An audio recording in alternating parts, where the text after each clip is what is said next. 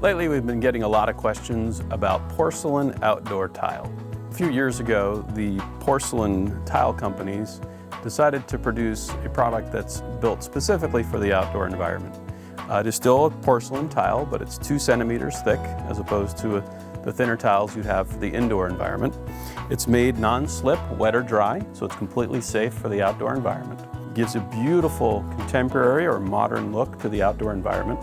But there's definitely some special considerations to think about when considering this product for your outdoor environment, as opposed to a paving stone, a concrete paving stone, or even other natural stones in the outdoor environment. First of all, there are some distinct benefits to this. It is made of porcelain, and as you may know from indoor porcelain tile, porcelain is virtually indestructible. You could pressure wash this for 3 days straight and you wouldn't lose one bit of any of the surface off of that porcelain material. So it's extremely tough. It's also very beautiful. They've simulated wood in this particular piece of porcelain tile, but they also have different stone finishes that you can choose from, and they've come up with a screen printing technique that makes it absolutely stunning in the outdoor environment.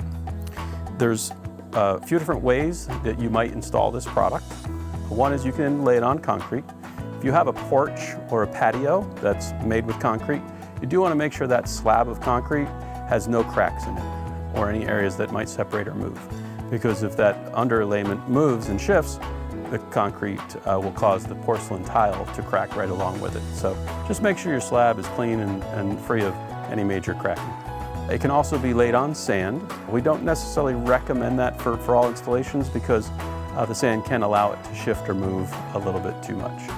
This product is only 2 centimeters thick, so it has no vertical friction coefficient. So as something like a concrete paver tries to shift in between the stones among themselves, there's friction between those that prevent it from shifting. This product, being only 2 centimeters thick, does not provide for that vertical friction. So if you're laying it on an outdoor environment, we recommend something called gator base. This is an underlayment that goes directly below the porcelain tile, a bit like a subfloor in a house that helps to prevent it from shifting and moving. They also make spacers that will go between the porcelain tiles, providing the perfect spacing between each of them in the outdoor environment. When you fill the joints of these, you want to make sure you use the polymeric sand that's rated for porcelain tile.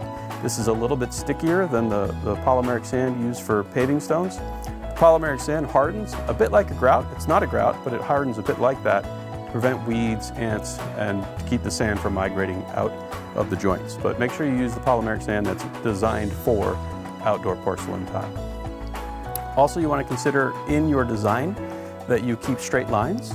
Cutting this in a curved fashion requires special tools and it's very expensive, so you want to do your best to design an installation that follows those straight lines and has very little curves. Also, you wouldn't want to use this in an area where you have a lot of different grade changes for drainage reasons. It's better if you have one smooth grade going all in one direction because of the size of these. It's very hard to change elevations or grade in between locations, and because those grade changes can be very difficult to get the water to run off from those. So those are your key elements of porcelain tiles. Thank you and good luck with your outdoor transformations.